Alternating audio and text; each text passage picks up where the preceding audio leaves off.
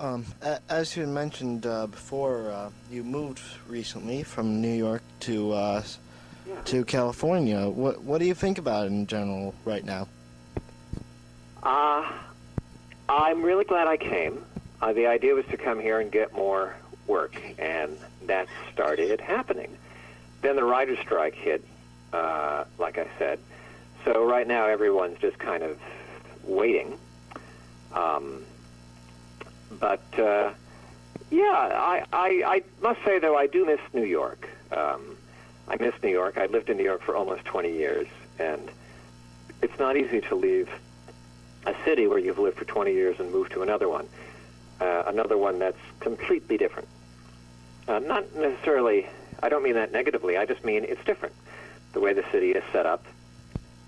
But there are many pleasures to be had, and I actually have a lot of friends out here. I know a lot of people out here, because many New Yorkers before me have come out here, and so I have a lot of friends I knew from New York who live here, and I've been meeting new friends here, so it's nice. It's nice for my kids. You know, it's nice to be able to walk around in wearing a shirt in January, which you don't get to do on the East Coast that much, as I'm sure you know. Yeah, I'm glad I came. I'm really looking forward to this damn strike ending, as everyone else is, and then getting back to work. But and you know, it's Hollywood. It's fun. When you know we're shooting.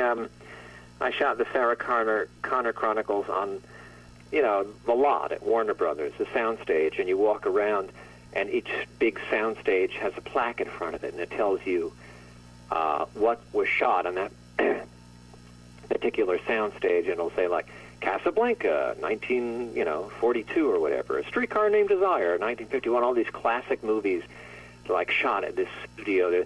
And I'm a real showbiz nut, so that aspect of it is really fun, is just being, you know, working at these places where all these great films were made, and just, you know, there's such a sense of, well, I don't know if there's a sense of it, but there is such a history here.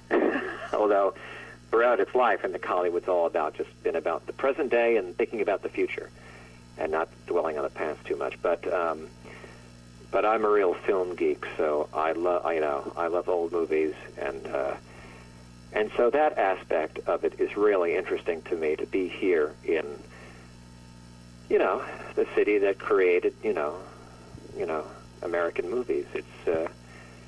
It's kind of a fun place to be, and a lot of people share in that, have an appreciation of that here, and you know, you drive around, there's palm trees. It looks like it does, you know, in the pictures. It's pretty. You know, we're not far from the ocean, so it's great. But I still, ultimately, though, if I could make a better living in New York, I'd probably stay there. But it just seemed necessary for me to come out here because there's a lot more stuff. There's just much more film and TV that's done here. And I figure, well, I'm an American actor. I should spend some time in Los Angeles. I've been here many times before, but never, you know, full time.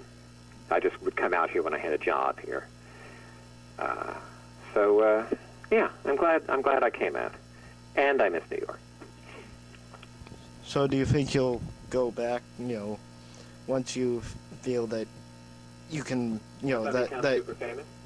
Well, yeah. I'd like to, yeah, I mean, what I'd love to do is get some jobs in New York that would take me there for a little while, and then I could, you know, bring the family, and then we could spend some time there.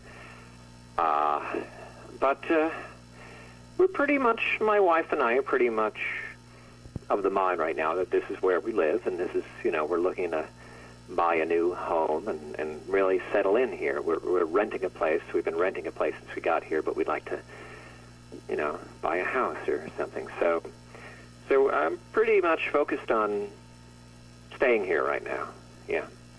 But I would love to, you know, get back regularly to New York and, you know, and work there. So, what would you like to say about the quote-unquote Colbert affair? L'affaire Colbert, as I call it on my blog.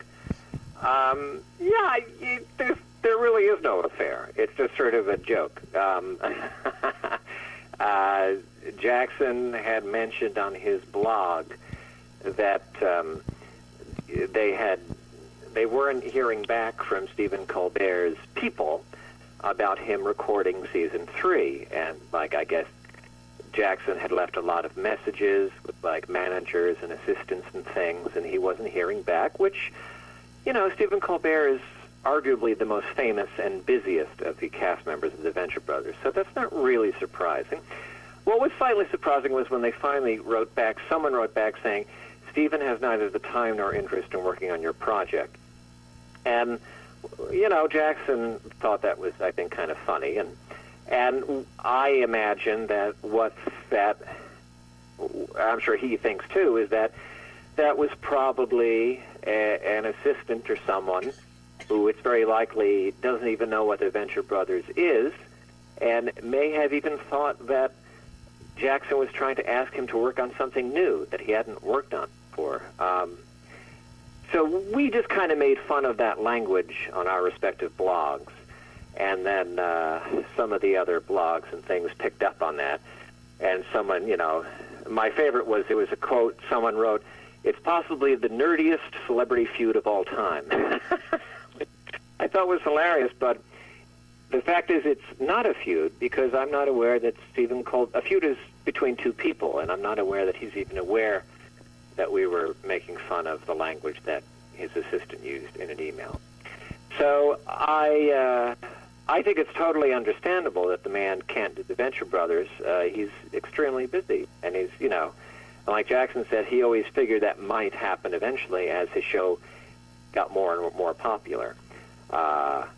And I adore Stephen Colbert. I think he's, you know, I think his speech at the White House Correspondents' Dinner a couple of years ago was one of the great acts of comedy and social protest of our time. So you'll never hear me say anything bad about Stephen Colbert. I just think it's funny that that somebody at Stephen Colbert Industries said he has no higher interest, because he'd already worked on the show for 2 years. So that was basically it. There really is no issue here. I'm just sorry I never got to meet him. Once I went to record, and he had just left, so I never actually got to meet the man. But yeah, I don't know what they're going to do. I made a joke on my blog that they should just get Gilbert Gottfried to do the voice. Have a radically different voice, you know. I'm Professor Impossible, you know, just to have it completely different. And never even address it. He's just, you know, but I don't know what they're going to do. Jackson does a lot of the voices on the show, so. Actually, I think for the pilot, Jackson's brother, Professor Impossible, actually shows up as a sight gag in the pilot. He's got like one line. And his brother did it. And it was this kind of a loungy, kind of, you know, cool guy voice.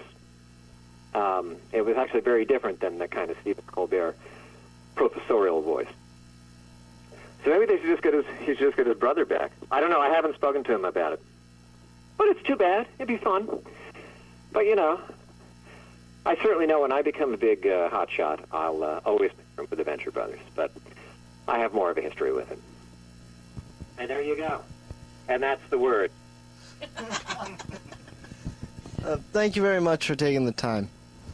Well, thank you, Colin. It was great. And congratulations on your website. So you recorded this, and is there going to be like a video of you sitting there talking on the phone to me or something? Yeah. On your. Okay, because I'll plug it on my blog. You know.